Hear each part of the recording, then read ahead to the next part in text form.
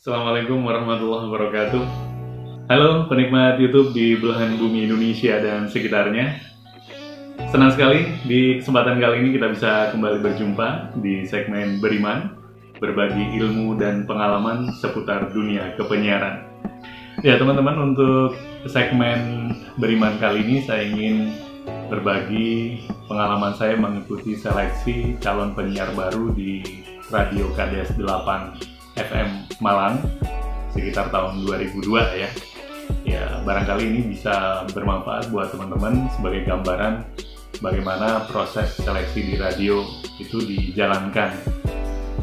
Ya, setidaknya kalaupun tidak sama persis seperti yang sekarang mungkin atau di radio-radio yang lain, tapi setidaknya gambaran secara umum kalau menurut saya pasti nggak akan jauh-jauh dari apa yang nanti akan saya ceritakan buat teman-teman sekalian.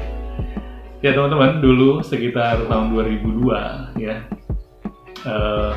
saya mengikuti seleksi di Radio KDS 8 Malang itu setelah ada lowongan atau informasi lowongan dari siaran mereka ya, dan memang informasinya tidak melalui koran ataupun saluran informasi yang lain kecuali dari frekuensi radio mereka sendiri gitu. Nah kemudian teman-teman, dari informasi itu saya merasa wah ini saya harus coba lagi nih gitu.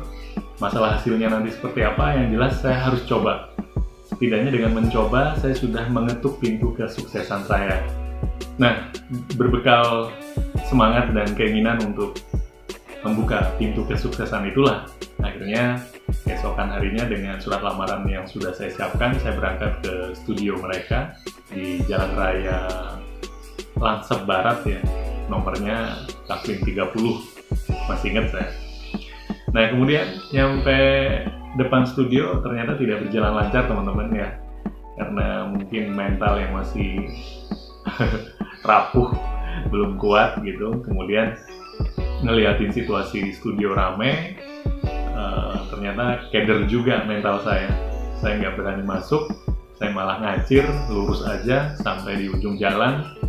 Saya berpikir ulang gitu ya, artinya ngapain saya sampai di sini, kenapa nggak masuk aja gitu kan. Niatnya dari awal kan kita pengen mengetuk pintu kesuksesan, tapi kenapa nggak jadi ngetuk gitu.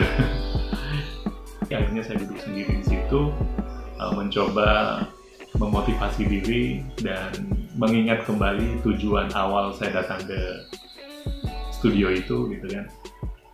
Hampir 1 jam saya berperang dengan ketakutan saya, dengan rasa minder saya. Kemudian akhirnya dengan bulat kembali kita putuskan untuk mencoba benar-benar masuk ya, menyerahkan surat lamaran. Karena ketika surat lamaran tidak tersampaikan, berarti kesempatan untuk bisa menjadi penyiar radio akan hilang begitu aja. Akhirnya ya udah, kita balik, nyampe depan studio. Saya katakan pada diri saya sendiri, apapun yang terjadi, saya harus masuk dan saya harus menyerahkan surat lamaran ini. Ya alhamdulillah teman-teman, saya berhasil masuk ya, dan ditemui oleh satpam, kemudian diarahkan untuk menemui panitia seleksi penerima calon penyiar baru di radio itu. Setelah itu kemudian kita diinformasikan untuk menunggu pengumuman berikutnya siapa aja yang lolos proses seleksi administrasi melalui siaran radio mereka. Ya udah, habis itu saya lega banget, saya pulang. Alhamdulillah untuk proses hari ini, untuk mengetuk pintu kesuksesan berhasil ya, surat lamaran sudah tersampaikan. Kemudian sekitar 1 minggu saya menunggu informasi siapa-siapa aja yang lolos seleksi administrasi. Jadi setiap hari saya juga mendengarkan siaran mereka, dan alhamdulillah sekitar di hari ke-8 ya, itu ada nama saya yang juga dipanggil di antara sekian kandidat yang lolos untuk mengikuti seleksi berikutnya. Kemudian di hari yang ditentukan, saya dengan penuh semangat bangun pagi, segera bersiap-siap untuk segera berangkat ke studio KDS 8 FM untuk mengikuti seleksi tes vokal ya.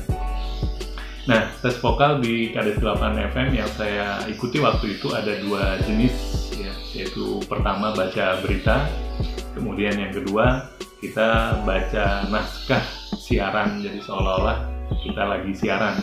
Nah, yang baca berita ini pun juga naskahnya sudah disiapkan oleh mereka. Nah, kemudian 2 naskah ini kita bawakan, kita bacakan. Nah, setelah itu selesai, kita disuruh nunggu lagi sekitar 1 minggu untuk mengikuti tahapan seleksi berikutnya. Dan ini buat teman-teman ya, karena dari awal saya niatnya juga pengen sharing. Nah, untuk tes vokal di radio itu seperti yang tadi saya sampaikan, penilaiannya walaupun hanya 2 jenis ini, ya walaupun hanya baca berita sama siaran, itu ternyata yang dinilai ruang lingkupnya banyak juga gitu. Jadi mulai dari skill bahasa kita, bagaimana kita berbahasa, apakah logat kedaerahan masih kental, apakah kita bisa melepaskan logat kedaerahan atau tidak. Kemudian di situ juga dinilai jenis suara kita masuk kategori seperti yang mereka inginkan atau tidak.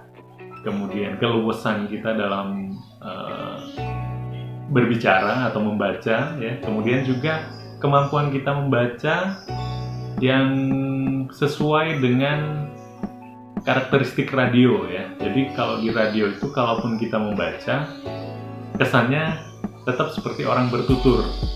Nah, ini juga dinilai, teman-teman. Jadi teman-teman harus bisa melatih bagaimana membaca tapi tidak terkesan membaca. Jadi seolah-olah tetap bertutur.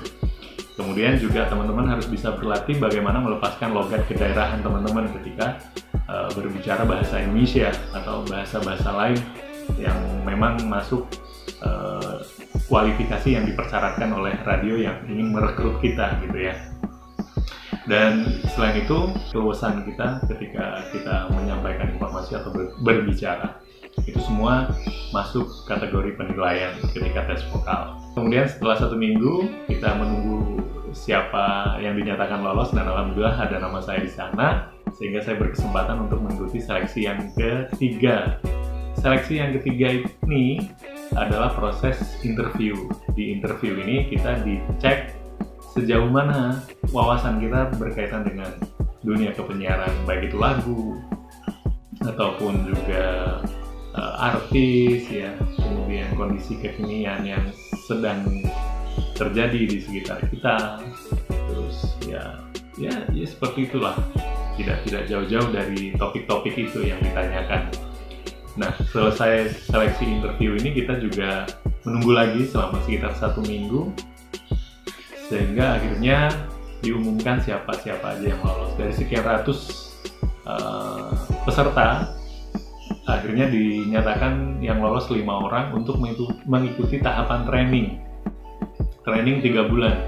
Nah, cuma persoalannya training ini sistem gugur, jadi setiap bulan ada yang gugur, sehingga nanti di bulan ketiga itulah yang benar-benar lolos sebagai calon penyiar baru di radio itu. Nah, dari 5 orang ini kita semuanya kompak, ya, artinya di bulan pertama kita memang benar-benar kompak, suasana persahabatannya juga kental, tapi kemudian persahabatan itu karena kita juga dibumbui dengan persaingan, masuk di bulan kedua setelah tahu ada salah satu teman kita yang gugur, ya, artinya tidak lolos untuk training bulan kedua. Jadi di bulan kedua ini sudah mulai bergeser situasinya. Yang lebih terasa adalah suasana persaingannya. Nah, disinilah juga akhirnya diuji sejauh mana mentalitas kita, kedewasaan kita, dan itu benar-benar terlihat dan itu dinilai benar sama pihak panitia seleksi di radio KDS 8 FM. Ketika kita larut, ya, dengan situasi persaingan dan cenderung tidak sehat, walaupun skill kita bagus, akan bisa dipastikan didiskualifikasi, tidak lolos untuk tahapan berikutnya. Dan itu yang terjadi, teman-teman.